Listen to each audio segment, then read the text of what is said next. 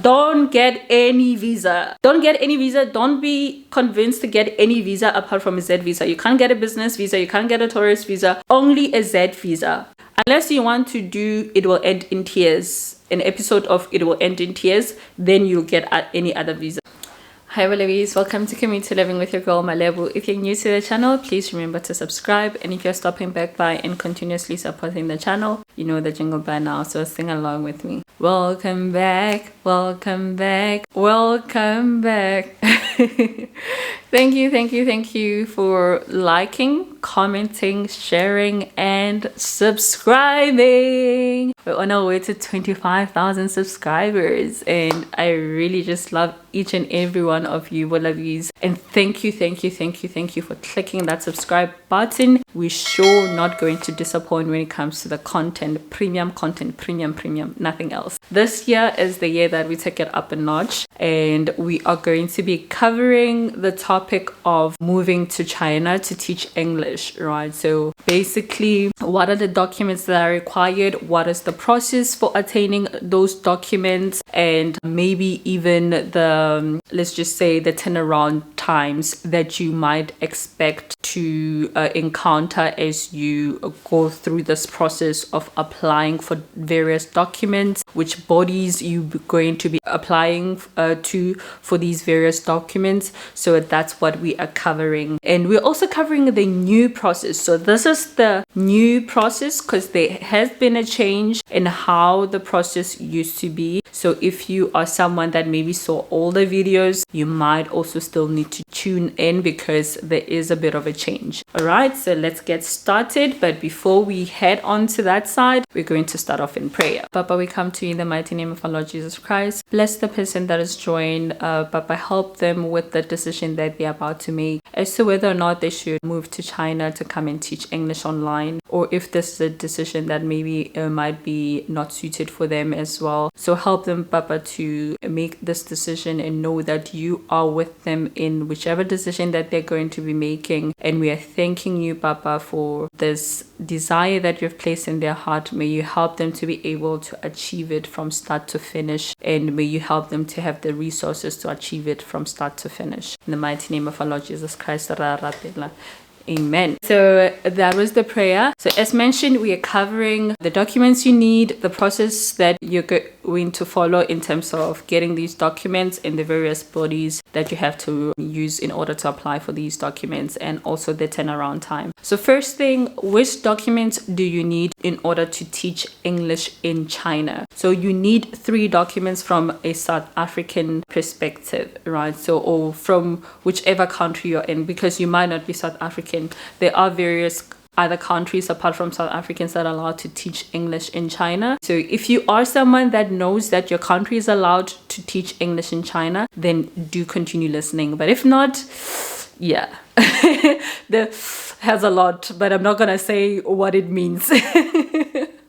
So yeah, so the first thing that you are going to need is a degree. So you need a document that says bachelor's, right? So some people say they have been able to convince some schools that an advanced diploma is the same as a bachelor, but others also struggled with that. So it's 50-50 basically. Actually less than 50% allow for that, because China, what they check is the word bachelor's. Hence, someone with a diploma cannot apply, but someone with a BTech can apply to teach in China, right? So that's the first document that you need.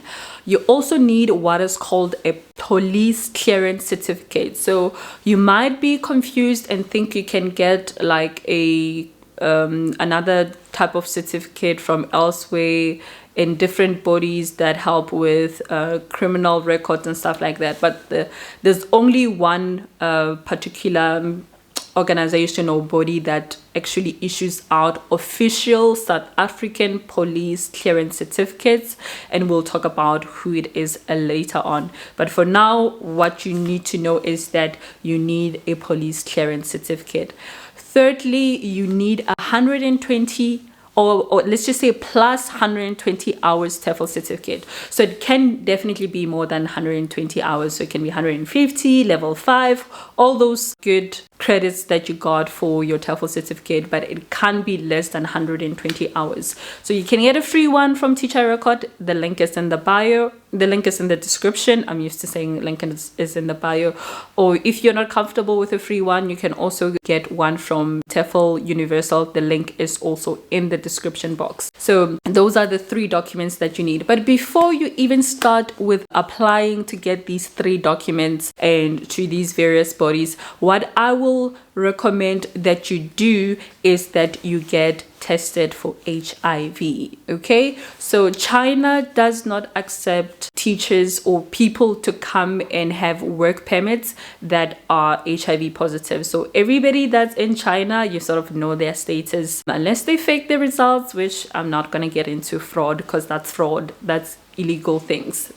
China does execute for some crimes, so you don't want to be on the other side of, you know, this whole thing and fraudulent stuff. So definitely make sure that you do things the right way throughout.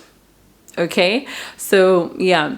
Then what do you need to do with those 3 documents? Do you just have those 3 documents and then you start reaching out to recruiters? Can you just use those 3 documents? In which format should these 3 documents be in? The degree, you firstly need to take it to SAQA. So that is the South African Qualification Authority. You take it to SAQA. When you get to SAQA, you send them an email with a RFQ, request for quotation. So there is a form, I think, where you fill in an RFQ to say, okay, please quote me for this. I'd like to verify my degree. Then they acknowledge it. After the turnaround time for SAQA is not yet clear. It is not clear. I do not know how long they take. I ended up having to CC the CEO. I'm not sure if that's still allowed though. That's what I did. That's what got me mine within 3 weeks, I believe, when I did it. So you email them. They get back to you with a quotation. You make a payment. You send them the proof of payment. Once you've sent them the proof of payment, then you basically wait for them to verify your document. They send you an email back. So this is the type of email that you're going to get that says that, okay, you basically can go to the postnet to fetch your verified qualification, right? So there's a document that says your qualifications has been verified with them, and that's an actual certificate. You can get it reprinted later on. It's valid for a lifetime, so you can get it reprinted and so forth. So currently I'm trying to reprint mine. Not even gonna say what's the reason behind why I need to do that. Let's just act like I didn't say anything. So then we move on to the TEFL certificate. So with the TEFL certificate, you are going to take it to a notary. So a notary is a lawyer, but not all lawyers are notaries. So some lawyers become what is called a notary. So you take it to your nearest notary, and they shouldn't charge you more than 500, but some are a bit hefty, like 300, 350. And sometimes it's also very difficult to get a notary near you. I don't know why.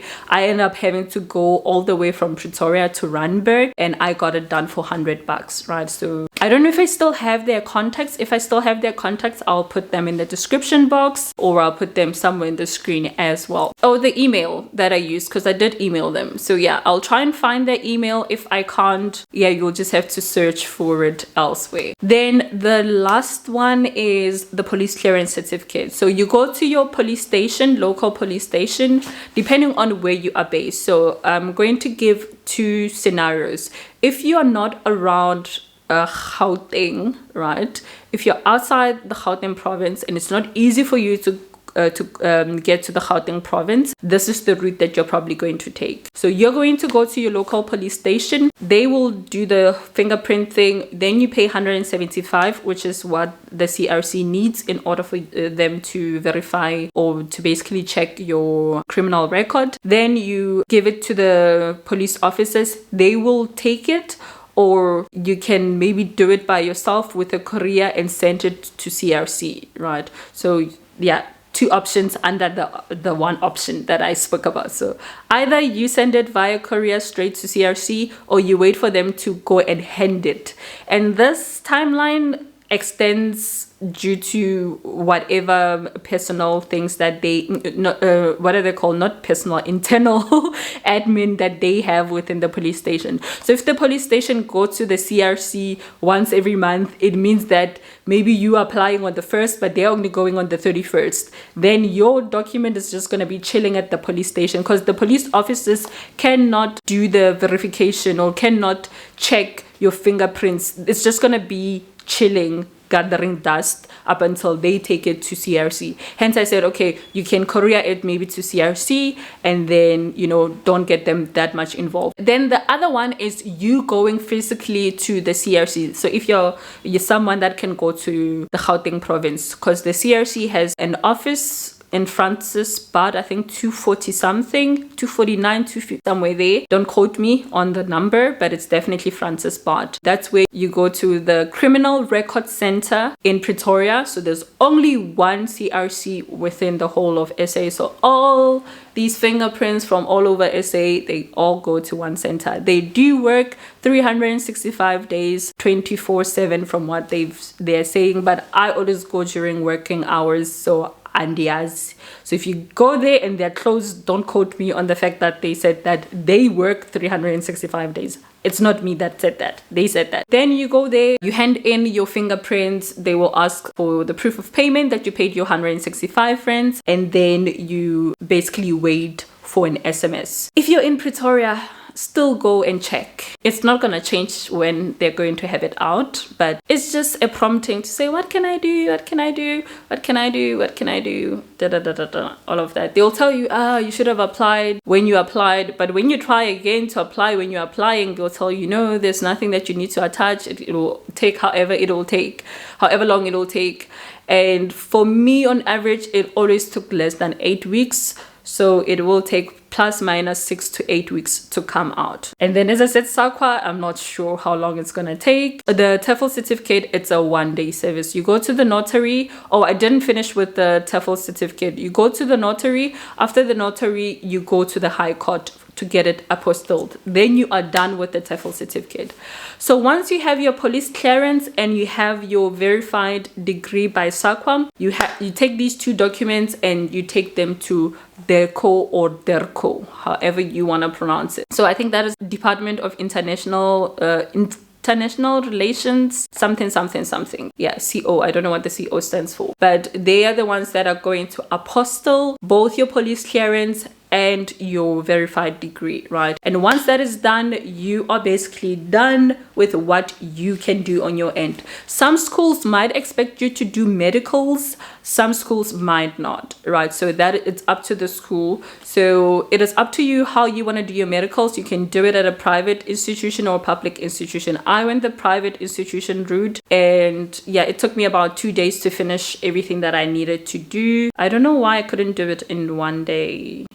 I don't remember, but yeah, it took me about 2 days to finish everything that I had to do. So I had to do x-rays. I went to an optometrist to check my eyes. They had to do an ECG. Yeah, just a general checkup to say, okay, my hair, my skin, my eyes, my ears, everything is fine. All is well, basically. Yeah, and then they did a couple of blood tests for STDs, HIV, and something else. Yeah, I forgot exactly what the other blood test was about. Then once that was done, so I had all my documents. Then once you get a job, you still have a subsequent thing. So your prospective employers will ask for all those documents that you gathered. Then you give them the documents. They get what is called a notification letter. So they will give you this notification letter. Once you have the notification letter, you can go to the visa office in, I think, Sandton and Cape Town.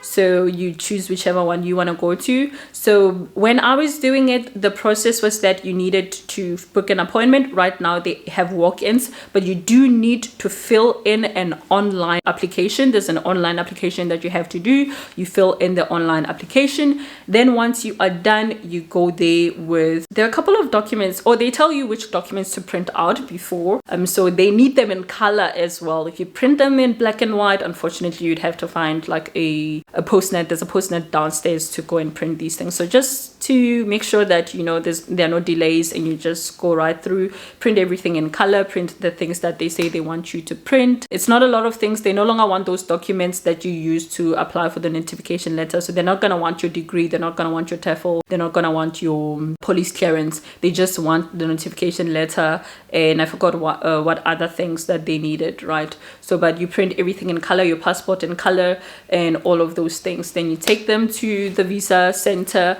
then they give you a date. It took only 3 days for my visa to come out, quite aesthetic. Then you get about 90 days. Yeah, you're given 90 days to enter China. So the type of visa that you're going to get is called a Z visa. Don't get any visa. Don't get any visa. Don't be convinced to get any visa apart from a Z visa. You can't get a business visa. You can't get a tourist visa. Only a Z visa. Only. Unless you want to do It Will End in Tears, an episode of It Will End in Tears, then you'll get any other visa. So get a Z visa. Then once you have the Z visa, you can enter China, right?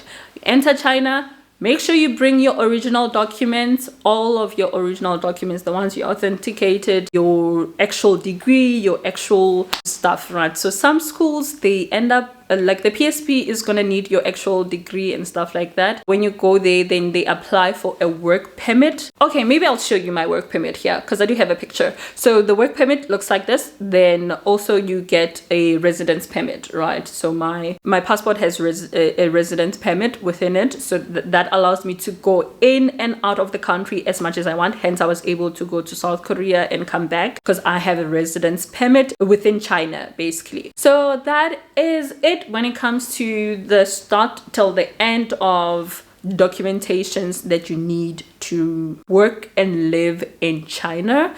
If you have any questions, please do comment down below with your questions. And if you reach this far, do comment with documents, okay? So yeah, let me see documents in the comment section, documents to show that you reached this far. So thank you very much for joining Bolovies. May God bless you and keep you. May his face shine upon you and be gracious unto you.